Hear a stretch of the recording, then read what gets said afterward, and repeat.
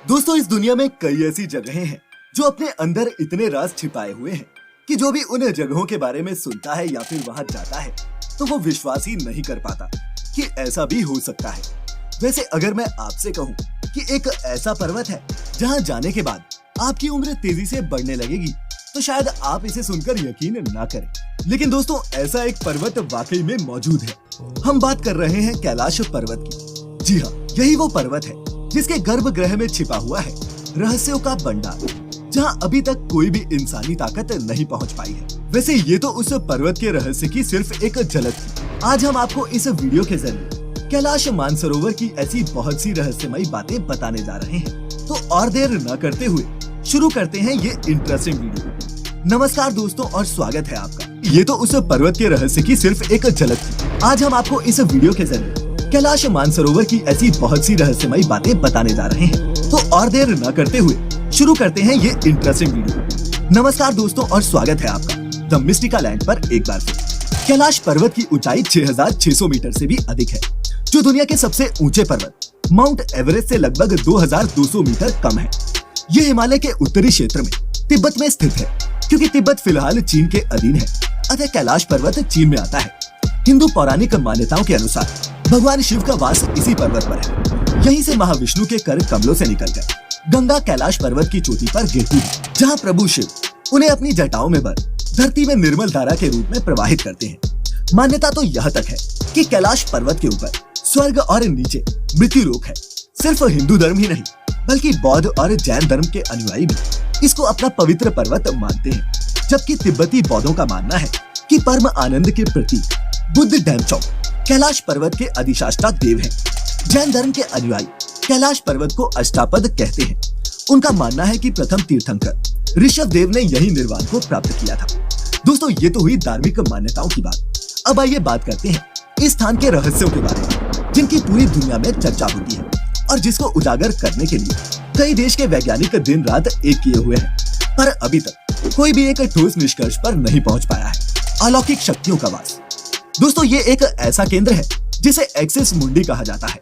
ये वो पॉइंट होता है जहां आकाश और पृथ्वी के बीच का मिलन होता है और दसों दिशाएं मिल जाती हैं।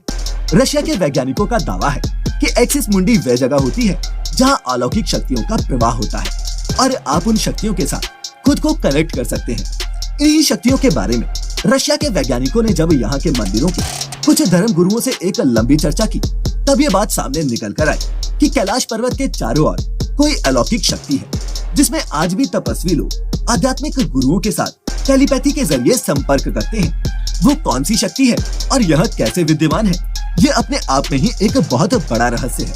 धरती का केंद्र बिंदु। दोस्तों, ऐसा माना जाता है कि धरती के दो ध्रुव दक्षिण और उत्तर दोनों के मध्य में स्थित है हिमालय और इसी का केंद्र है कैलाश पर्वत। इस लॉजिक के मुताबिक ये धरती का केंद्र है, पर इसको लेकर काफी मतभेद भी वक्त वक्त पर सामने आते रहे हैं। वैसे वैज्ञानिक लगातार इस पर्वत पर नजर बनाए हुए हैं और उम्मीद है कि इस बात का सच भी जल्द ही बाहर आएगा।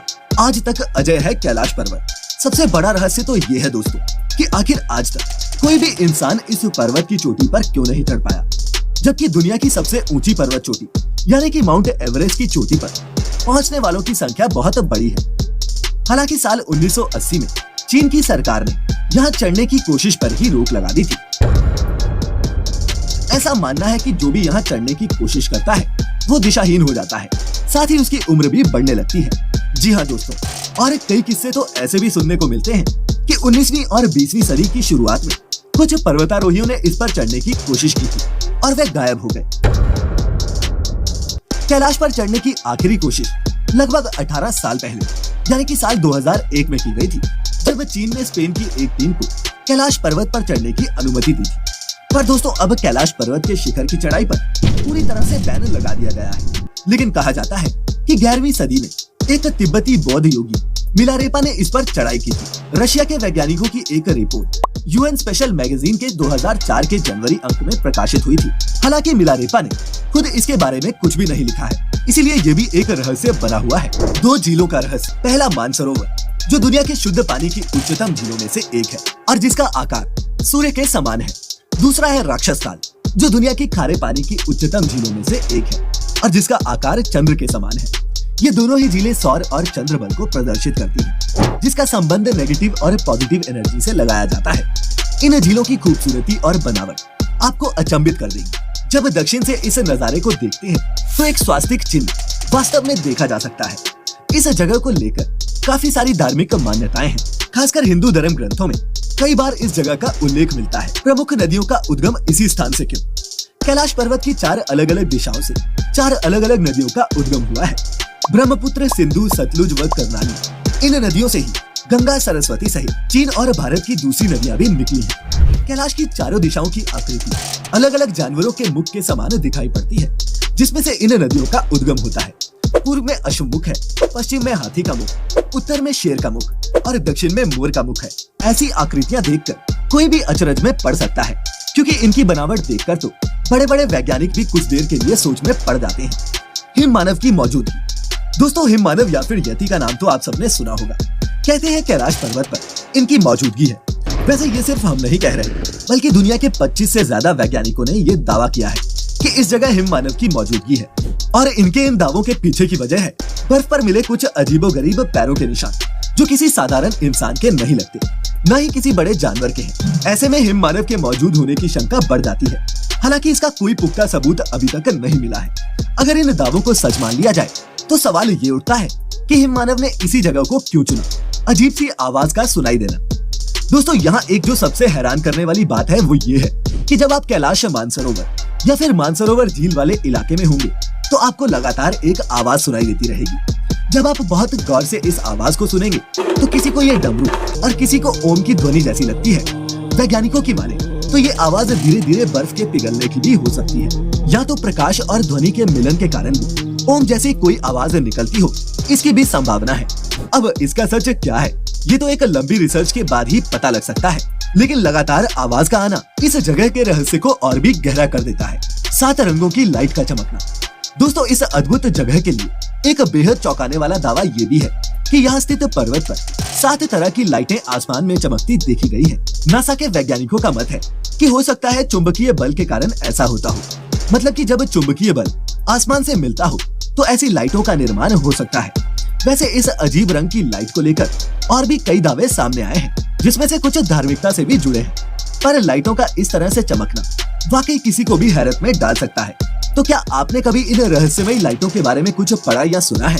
अगर हाँ तो हमारे साथ कमेंट्स में जरूर शेयर करें। रहस्य से पर्दा उठाने का दावा। दोस्तों, एक रशियन डॉक्टर ने इस रहस्य की परतों को खोलने का प्रयास किया और दावा किया है कि कैलाश पर्वत असल में मानव निर्मित पिरामिड है, जहाँ लगातार रहस्यमयी घटनाएं होती रहती हैं। यही वजह है कि यहाँ आज तक कोई भी इंसान नहीं पहुँच सका। दावे में ये बात भी निकलकर सामने आई कि इसके तार गीजा व टीओटिहुआकान मेक्सिको के पिरामिड से भी जुड़े हुए हैं। इन दावों के बाद कैलाश पर्वत एक बार फिर चर्चा का विषय बना। वैसे दोस्तों, आपको बता दें कि इस पर्वत से जुड़ी कई फोटोज बीच बीच में सोशल मीडिया पर वायरल होती रहती है।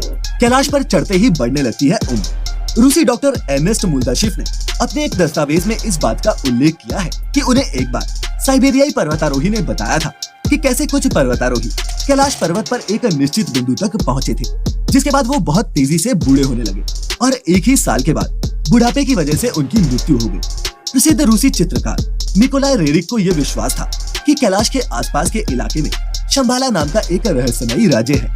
हिंदुओं के कुछ संप्रदाय इस शंबाला राज्य को कपापा के नाम से पुकारते हैं, जहाँ सिर्फ सिद्ध और तपस्वी लोग ही रहते हैं। 1999 में रूस के नेत्र रोग विशेषज्ञ एर्नेस्ट मुल्दाशिफ ने यह तय किया कि वे कैलाश पर्वत के रहस्यों को खोलने के लिए उस इलाके में जाएंगे।